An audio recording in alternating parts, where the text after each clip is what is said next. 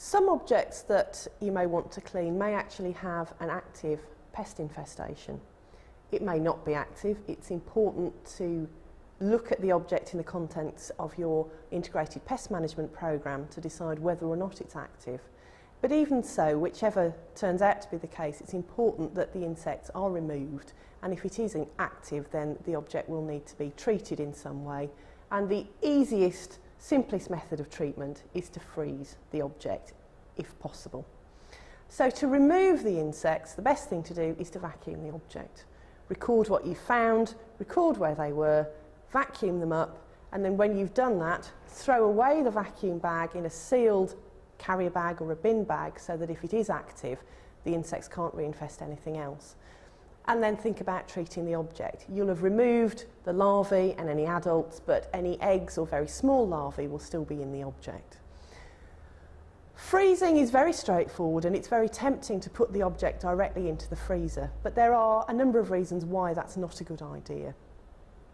Firstly, what can happen is that you get freezer burn on the object, just like you can do with soft fruit in a domestic freezer at home, and the object will get damaged.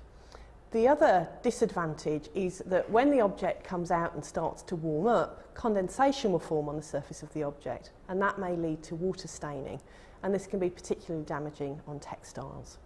So it's very important to bag the object in some kind of robust plastic. A double layer of bin bag is okay, polythene is fine, Ziploc bags are great if it's a very small object. You need to try and remove as much air as possible. There's no need to put a vacuum in and suck the air out. It's just a case of squashing the bag so that you're not freezing air. What you want to do is freeze the object and get it as cold as you can as quickly as possible. Seal the bag with parcel tape or duct tape. Sellotape generally isn't a good idea because it goes quite brittle when it's cold. Then you need to get it into a freezer. A chest freezer is perfectly acceptable, as is a domestic fridge freezer unit. If you have access to a walk-in freezer, that's even better. You need to try and make sure that the cold air can circulate around the object as much as possible, and you'll very often find in chest freezers that there's actually a dead space at the bottom that doesn't get cold. If that's the case, just lift the object up onto a few blocks to leave a couple of inches underneath the object. You need to then get the temperature down as cold as you can as quickly as possible. So fast freeze is very helpful if it's a chest freezer. If it's a walk-in freezer, they go cold quickly, so there's no problem. You need then to leave the object in the freezer for long enough for the cold to have an effect. If you're putting an object into a chest freezer or a domestic freezer that only gets down to -18 or -22, then you need to leave the object in the freezer for 2 weeks. You're trying to make sure that the core of the object gets very cold. And we know that at that temperature, it's sort of on the edge of what insects will tolerate, so it needs to be a bit longer to make sure you've killed them off. We used to think that leaving the object in for 72 hours, taking it out, putting it back was most effective because it disrupted the insect's antifreeze cycle. Recent research has shown that that's not the case. Just leave it for 2 weeks and it's fine.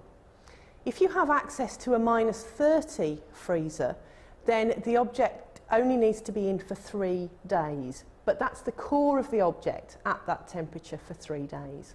So in practice, this generally means you put the object in the freezer, they're normally not running all the time, turn it on, let it get down to temperature, then it's -30 for 3 days, turn it up and let it warm up again.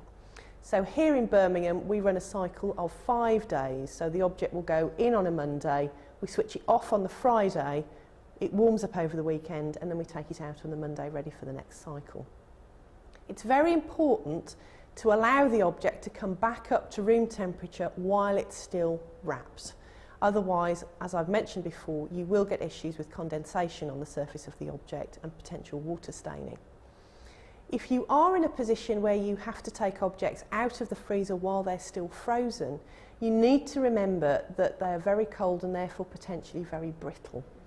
This can be a problem for quite heavy, dense objects like carpets and rugs, where normally they're just a nice solid tube, they're very easy to move around. Once they're cold, if you catch the edge, you can actually break parts of the object off. There are various thoughts about materials which can be frozen successfully and those which can't.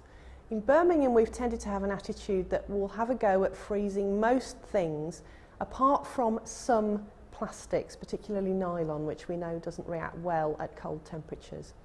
There's no real research in this area, so it is really an area where you have to use your own common sense and think about the risks that you're prepared to take. Is it better to get rid of the insect infestation by freezing, or run the risk of the object being damaged by the freezing process? If you're not certain, do try and have conversations with colleagues, with other conservators, and see what they think, or don't use the freezing process. There are other methods of dealing with insect infestations which are more time consuming, more costly, less easy to do yourself, but they may be more appropriate for the kind of object that you have.